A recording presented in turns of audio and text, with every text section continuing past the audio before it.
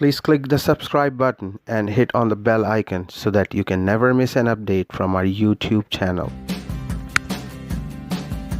बुरी संगत उस कोयले की मानिंद है जो गर्म होने पर हाथों को जला देता है और ठंडा होने पर हाथों को काला कर देता है। इसीलिए कहा गया है बुरी संगत से बचो, अच्छी सोहबत अख्तियार करो, अच्छी संगत अख्तियार करो, ताकि आप एक अच्छे इंसान बन सकें, ताकि आप अच्छे इंसान बनकर सोसाइटी की मदद कर सकें, सोसाइटी में एक अहम रोल अदा कर सकें।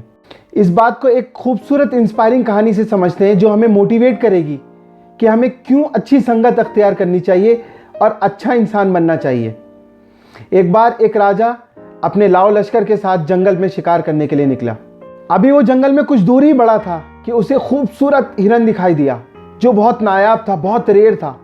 उसने फौरन फैसला कर लिया कि वो इस हिरन का शिकार करेगा और उसने हिरन को देखते ही हिरन के पीछे अपना घोड़ा दौड़ा दिया।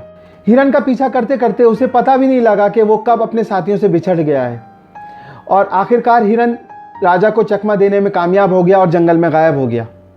अब राजा बहुत ज़्यादा थक चुका था तो उसने फैसला किया कि वो अपने एक पेड़ के नीचे बैठकर अपनी थकान मिटाएगा, कुछ देर आराम करेगा।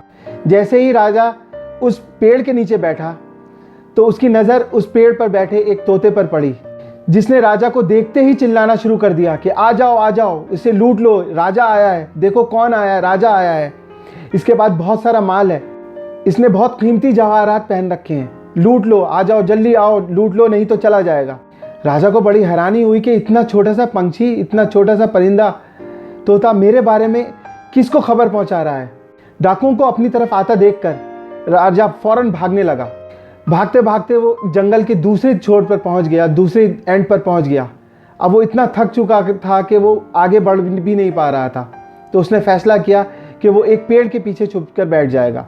जैसे ही राजा पेड़ के नीचे बैठा तो उसकी नज़र पेड़ पर बैठे हुए दूसरे तोते पर पड़ी, जिसने राजा को देखते ही नरम लहजे में बोलना शुरू कर दिया कि स्वागत है आपका राजा जी, आप हमारे गुरुकुल में तशरीफ़ लाए, हमारी ये खुशनसीबी है, हमारे गुरु से मिलिए, हमारे गुरु आपसे मिलकर बहुत खुश होंगे।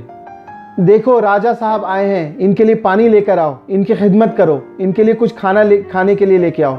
राजा इस तोते की बात सुनकर बहुत खुश हुआ और सोच में पड़ गया कि वो भी तो एक तोता था और ये भी एक तोता है, दोनों एक ही प्रजाति के जानवर हैं, दोनों एक ही प्रजाति के परिंदे हैं, लेकिन दोनों में कितना फ़र्क आ गया है। इस बात को समझने के लिए उसने गुरु से सवाल किया कि गुरु जी, इन दोनों तोतों में इतना ज़्यादा फ़र्क कैसे आया कि वो एक तोता वो था जो डाकुओं को खबर दे रहा था कि इसे लूट लो, और एक ये तोता है मेरा स्वागत अच्छे लफ्ज़ों से कर रहा है। तो गुरु ने बताया कि इस संगति का असर है, इस सोहबत का असर है।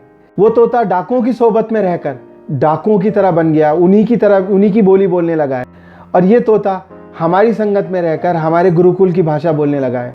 तो देखा आपने कि इस कहानी से हमें बहुत बड़ी सीख मिलती है कि हमें अच्छी सोहबत अख्तियार करनी चाहिए ताकि हम एक अच्छे इंसान बन सकें और सोसाइटी में अपने काम के ज़रिए एक असर डाल सकें। तो अच्छाई बांटते रहिए, अच्छे बनते रहिए, अच्छा काम करते रहिए।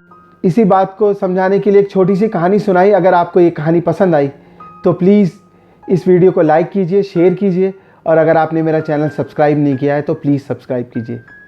Thank you so much.